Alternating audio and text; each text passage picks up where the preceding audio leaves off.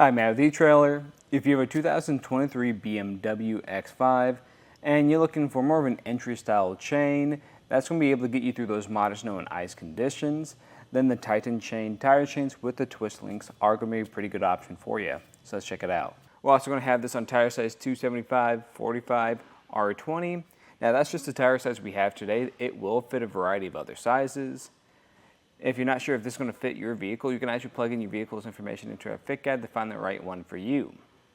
And we're also going to have this on our rear axle, as what the manual recommends. It also recommends that you turn off your rear axle steering so you can use these properly. And taking a closer look at the links, these are going to be more of a twist link style. So that's better than your typical rounded style because it's going to bite through ice and snow a little bit more. Maybe not as much as your square links, but it's going to do a pretty good job. And they're going to be made from a low carbon steel. So that's going to be a softer metal, so it's going to mean two things for you. It's going to give you more of a smooth ride, but it isn't going to last as long as some of those more robust metals out there. So if you're just using it from time to time, that's going to be perfect for those more time-to-time uses. And these aren't going to be Class S, but that's okay. We have plenty of space in our wheel well back here. So you shouldn't have any issues there. And we're going to have a laddered pattern to them. That laddered pattern is going to help give you more traction when you're starting and you're stopping. And if you take a look at the bottom, you're going to notice we have this lever. And this lever is doing a pretty good job. It's better than just having a hook that attaches to your chain. Now, trying to get these super tight is going to be pretty difficult if you don't have any additional tightening devices with this. And speaking of which, I recommend using a rubber tensioner because this is great when you're driving down the road. What's going to happen most times is your chains are going to shift, and once they shift, they usually loosen up. And this is just going to be constantly applying tension to your chains so they don't loosen up too much and damage something on your vehicle. Now this isn't going to come with your kit. You can actually find these on our website. Now what is going to come with your kit is going to be this pretty light duty bag and 2 sets of chains. Now, I don't know how long this bag is going to last you since it is more light duty, and these chains are a little rugged, so it might tear through them, especially if you use them a time or two when this bag gets kind of wet. I'd actually recommend investing in a small tote to keep your chains in because that's going to last longer and it's just going to be a little bit easier to work with. Now, in my opinion, I think this is a great starter chain, especially since it is at that more entry-level price range. Now, if you want something that's going to be a little bit more easy to work with because you're driving through a lot more snow, then I'd recommend any of our chains that have any type of cam on them. Tire chains with cams just make this process a lot easier because sometimes it can be a struggle to get it on the tightest link, and you're going to have less wiggle room to work with.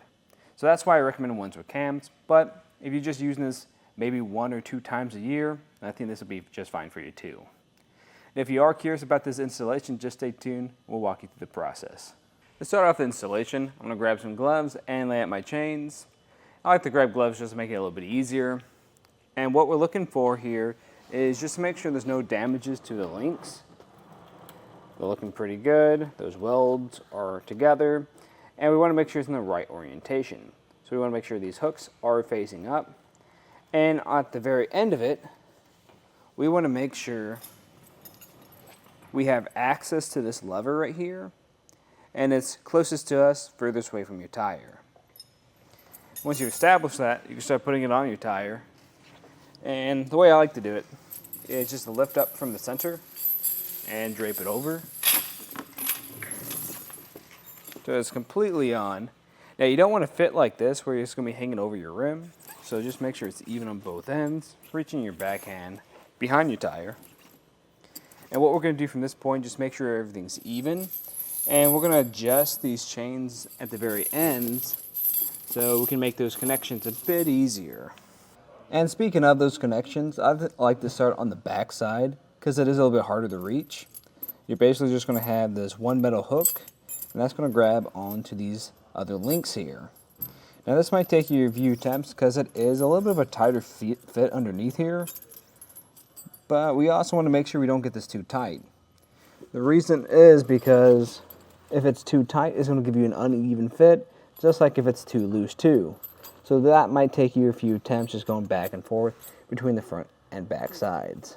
And before we make our connection on the front side, sometimes I recommend, especially with chains like this that don't have any cams on them, is just to try to pull on your chains or shift them over if you find that one side is extra loose. I did that earlier, and I think it's going to help me get this as tight as possible. And to make this front connection, I'm just going to slide this lever through this link in the tightest point that I can, and then I'm going to pull on it, apply some pressure, and then cinch it down with this extra link here. I need a lot of pressure to do this too, so I recommend just using your body weight. There we go. Got it there. Then I'm just going to come back through and pull on our chains, make sure they're feeling good. And actually, I'm really liking our fit here. This is maybe the loosest point. That's still not too bad. Up here is really nice though. Now, I still recommend grabbing a rubber tensioner for the reasons I talked about earlier. And the way you want to put this on is going to be in a star pattern. That's just going to help distribute that tension a little bit more evenly.